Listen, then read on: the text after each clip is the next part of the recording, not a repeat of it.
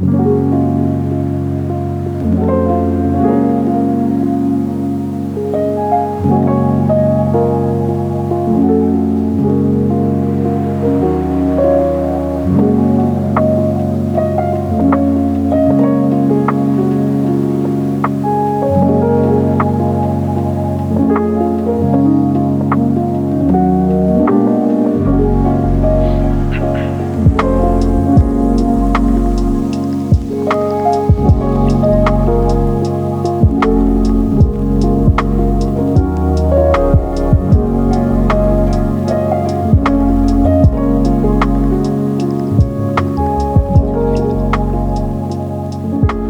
Terry, thanks for taking the time to meet with me today. Absolutely.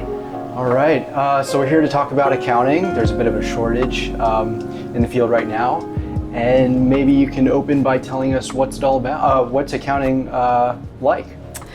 So accounting for me is not necessarily the same as everybody's experience. It depends a lot on your choices that you make as you go through your career, which is one of the nice things about this career, is that you have options. This firm, my firm, is primarily tax-based. We do a lot of small businesses. We help with accounting, but we don't do bookkeeping services. We help with payroll, but we don't prepare payrolls. And mostly we do taxes. So we try to stay out of the compilations and reviews, and we do not prepare any audits. Definitely not. That's a whole nother ballgame. Who are we as professionals? Are we just sitting in the back office, wearing pocket protectors, or? I hope not. I forgot mine. No, we as professionals are a diverse group because we do have choices in what we want to do with our accounting degree. So you could choose to work in private industry. You could choose to work, and that alone has hundreds of various types of fields. You could choose to work for the government. You could choose to work for yourself. You can work for a large CPA firm doing public accounting on a much grander scale, or you can work for a small CPA firm doing a more local kind of thing, which is the approach our firm has. We do a lot of local returns for businesses and individuals. We have a pretty strong client base in Montgomery County, which is down the road from here in Frederick. It's a choice you need to make. It's not that it can't be changed. You can choose to change your mind. I started out in auditing with a regional firm, and this was back in the 1980s, and things were very different then. And I left accounting for a while, had young children, and then came back to it. When I came back to it, I ended up going into tax. And it's an option that you have with this. It's an option if you want to work from your own home and just be your own boss and no employees. It's an option to have a small firm like I've established. It's very flexible. And I think in that sense, it's a very good choice for people who want to be able to work from home, take care of children, take care of parents, whatever other things they may need to do. You can find a way to work it out through a career in accounting. Could you describe a typical day for you? So a typical day for me is here at the office. I find as I've gotten older that in tax season I can't work the long hours that everybody talks about. There's a certain time of day or a certain number of hours where I'm no good anyway. So I solve that problem by choosing to come in on the weekends. I love coming in on Saturdays or Sundays. The office is quiet, the phone's not ringing, and I feel like I'm a lot more productive. So that's how I circumvent that. A lot of people say that must be awful working 7 days a week. It's not, because I've gotten used to it, but I designed it that way. So if I need a day off, I take a day off. And I always tell my staff, if you're not feeling well, if you're sick, stay home. Don't come in and make all of us sick. We're not pushed to have you here just because it's tax season. I've worked in other firms, other CPA firms, where the first Saturday in January meant mandatory 5 hours. Well, I got to tell you, the first Saturday in January, you don't have any work to do. So you're there for 5 hours for nothing because nobody's got their W-2s or anything. It's really not the start of tax season. So I don't believe in that. I believe in flexibility. I know that's what I want, and I think my employees want that. So we try to be very flexible, maybe to a fault. Some people might think that. I saw an interview with Jeff Bezos, and he didn't use the term work-life balance. He used work-life harmony.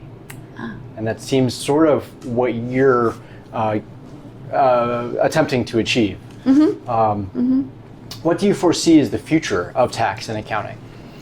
Well, I think for us, for the small tax firms, I think, because I don't want to address what larger accounting firms might be going through, I think there's always going to be a need for people to help someone else with their taxes, whether it's a business return or a personal return. I see too many self-prepared returns that have been messed up and either cost the taxpayer money by not getting deductions they were entitled to, or the taxpayer made an error that increased their deductions and now they're in trouble and need to get that straightened out with the IRS. So I can see how it happens using the home TurboTax, H&R Block programs, whatever they are. It's very easy to think you're answering all the questions thoroughly, but if you don't understand the law, the tax law, you don't understand what the program is doing with that information. So I had a young couple come in just recently, and they had prepared their prior year return, and I noticed that their mortgage interest was very high. And we started talking about tax planning for this year end and moving forward, having me help them. And it turned out, as I got into it more and more, I realized that because they have a rental property in their home, they rent part of their basement on a regular basis, they had their mortgage interest entered on the screen for the rental property, and the program they were using applied a percentage to the rental property and put the rest on their itemized deductions. But when they came to the input page for itemized deductions, it asked about mortgage interest, and they put it in again. Yep, I've seen that. They doubled it up. So it's a very, when you see it, it's very easy to understand how it happens. My point is just that people assume they're okay doing their own tax returns until they find out they're not. And that's where we come in. And I think most people, unless they have a 1-year change from a very simple return where something happened in 1 year and they need help that 1 year, most people return year after year. I have clients who have been with Almacy and Company since the mid-70s. Oh my goodness, wow. I do the original couple, the original parents, their children's returns, and now I'm doing the grandchildren's returns. That's great. Yeah. Could AI ever do your job? I think AI can be used to do a lot of things for us. We've been talking in our office about using AI to generate mass emails, to go out to certain groups of clients. Like ChatGPT? Okay. Yeah, like ChatGPT. But AI doing tax returns is going to lead us down that same path that I think self-prepared returns lead down. I think it would be very difficult to not either duplicate things erroneously, take deductions that you're not eligible for, or miss taking a deduction. I don't see it at this time being a threat to this job. And then there's the personal part of it, knowing your clients, knowing how they like to do things. I mean, I have clients, I know they don't want to use direct deposit. They want to get a check in the mail. They like that feeling. Or they don't want to pay a tax bill through an automatic payment. They want to write a check. They're usually older, granted. But you get to know things about your clients. And with all these years of doing this, I think that goes a long way. And I don't see us being in a place where AI will take care of that. Not anytime soon. That's reassuring. Yeah. Why should somebody be an accountant as opposed to being a doctor or lawyer or my goodness. some other field? I think a lot of that, what do you want to be when you grow up? Yes, kind of question exactly. Is what are your skill sets? A lot of people assume that accountants must be very good in math. It's really not the case. They invented these things that really take a lot of the math out of it for you. So accounting in the sense of bookkeeping is very logical. It's a system of equalities.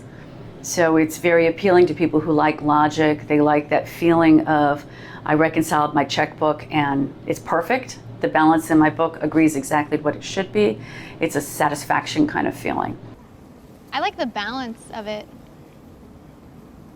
You know, I like finding things that aren't obvious. Plus, my dad was an accountant. When it comes to taxes, logic and taxes don't necessarily go together. But that's our tax code. We can't do anything about that. But it's still a definitive thing that you learn and know. And you have to stay up on it. It's changing all the time.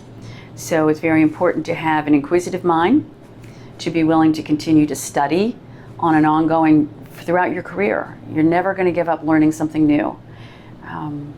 I think those are the reasons you choose a field like this. And as I said, the flexibility, I think, should speak volumes to young people who don't want to be tied down to one corporate structure, one boss, or set of bosses. You definitely have a lot of fluidity in what you want to do and how you do it. Could you speak to the wages in this profession? I know that you have your own firm here, and I guess this might be from a broader perspective. Yeah.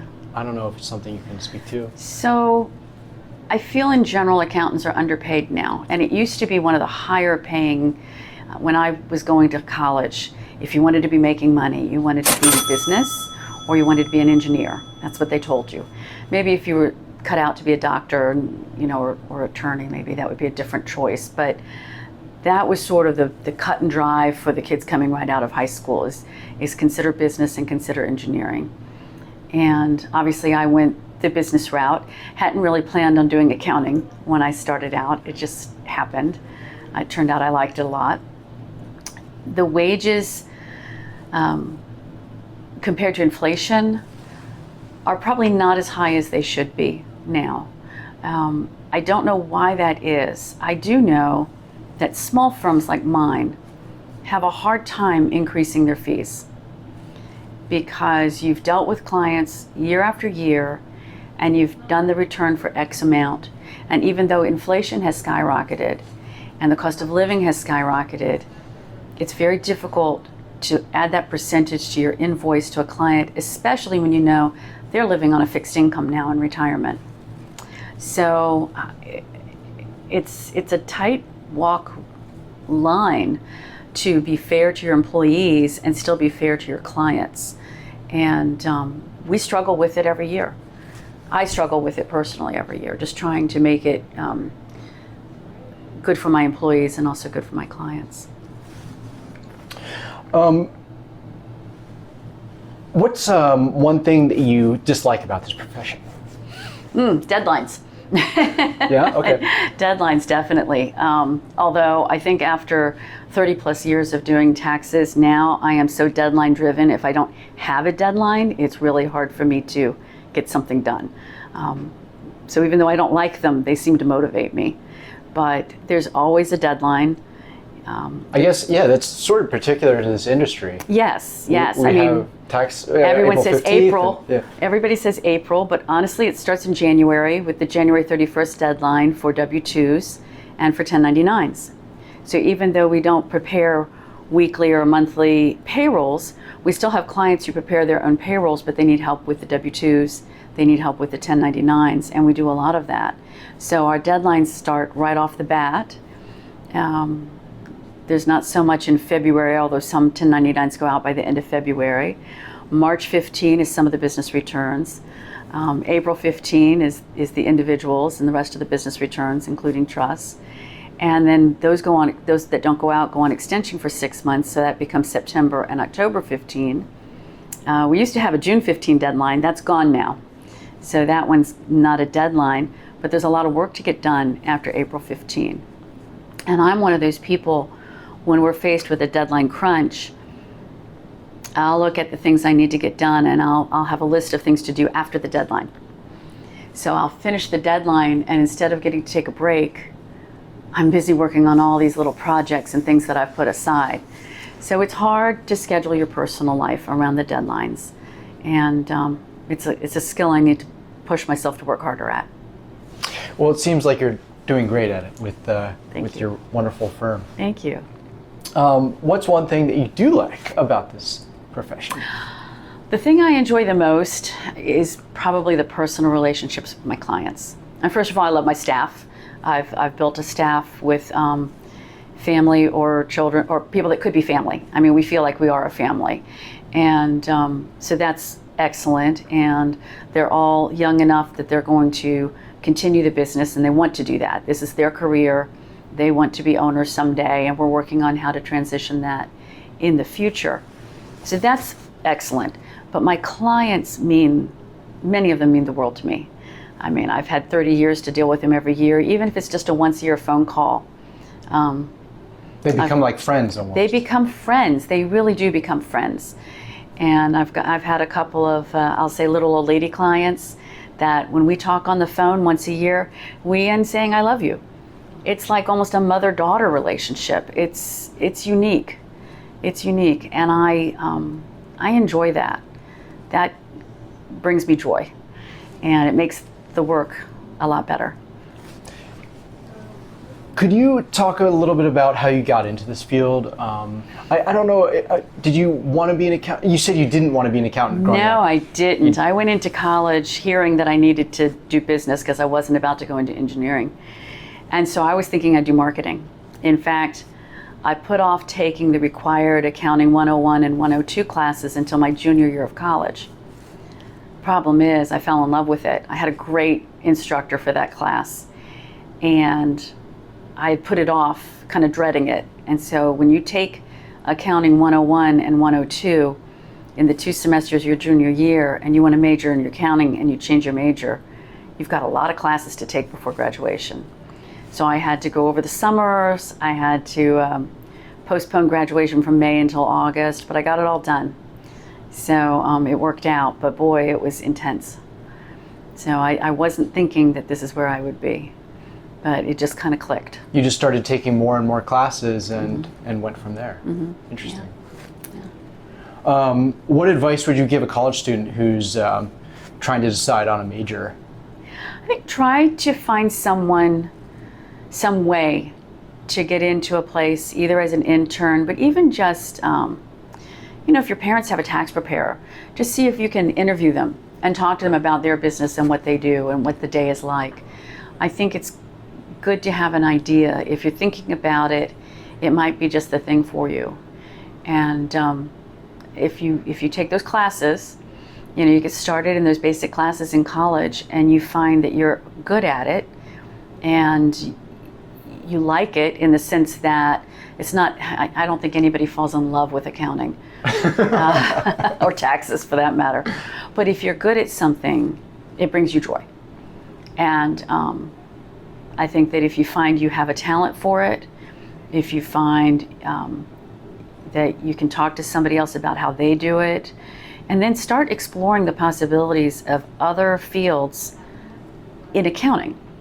Other types of accounting. Forensic accounting is a fascinating field. People do business valuations. That could be very interesting. There are other things that accountants do besides the historic pencil and ledgers, and which, by the way, they were using when I got out of college. Oh my goodness. Pre-computers in the office, yeah. And so it's all beyond that. There's a lot going on that people don't realize. What you said about being skilled at something brings you joy rings true, because I've been reading this book recently called So Good They Can't Ignore You by Cal Newport. And its premise is that you should not follow your passion. You should follow what you're good at. And then you'll become, the joy will follow once you're good at it. Mm-hmm. Why should somebody go to a CPA and not just use software? I think earlier you said it has to do with making mistakes, right? Yeah, it does. It has to do with making mistakes. And so some people will say, well, why should I come to you instead of going to one of the temporary walk-in spots? H&R Block, Jackson Hewitt. Yeah. So this is all I'll say about them, because I don't want to disparage anybody, but when you walk into a place like that, you take all your documents with you, you sit down with one person, they prepare your return, they have you sign, they file it electronically, you pay your bill, and you're done, and you walk out with your copy. My problem is this: we all make mistakes. We all transpose numbers. I don't care how long you've been doing it, It's easy to make an error when you're keying numbers in. And I've always felt like the way to properly do a tax return is to have one person prepare the return and another person review the return. So for instance, I have a staff of 4 others. Somebody else starts the returns. And everybody in my office has a strong suit. Some people are better at your basic 1040s. Some people do the business returns a lot. There's some crossover. I've got one person who's very adept at trust returns and also complicated partnership returns where they file in multiple states. So there's a niche for everybody a little bit. Everything that goes out of our office gets reviewed by me before it goes out the door. Now that's not saying it won't get changed at some point in time, but it's another set of eyes. I've seen people add an extra digit into a number, so instead of 1,000, they got 10,000. Oh my goodness. It happens. And I just feel like, how can you trust that the person you're sitting with at a table who's keying it as they talk to you is getting it right? Mm-hmm. And most taxpayers, they don't know if that form is right. And they don't understand that when they sign, they're saying that they verify that it is accurate under oath. So the IRS comes back and says, well, you should have known. Well, should you? Should you really be expected to understand all that? So it's worth the extra money. I think it's worth a little extra to have that assurance. I do. It's like changing your own oil versus seeing a mechanic. If it's just an oil change, as in if it's just a 1040 with 2 W-2s, probably fine, okay?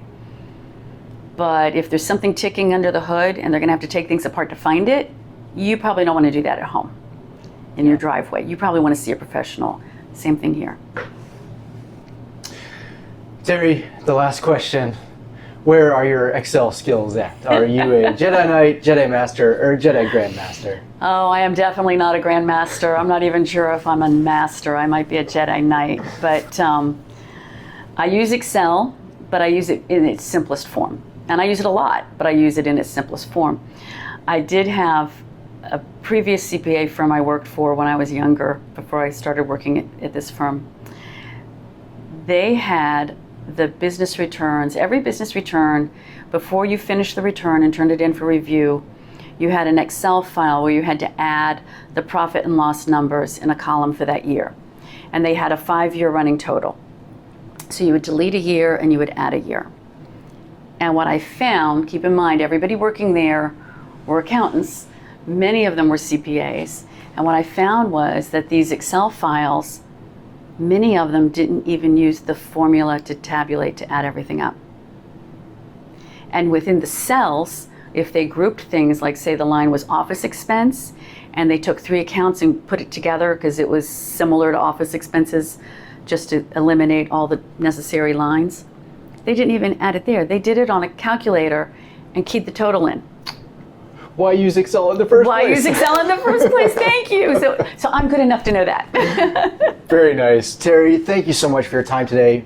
I appreciate it. The viewers appreciate it. Thank you, Andy. Thank you. Appreciate it.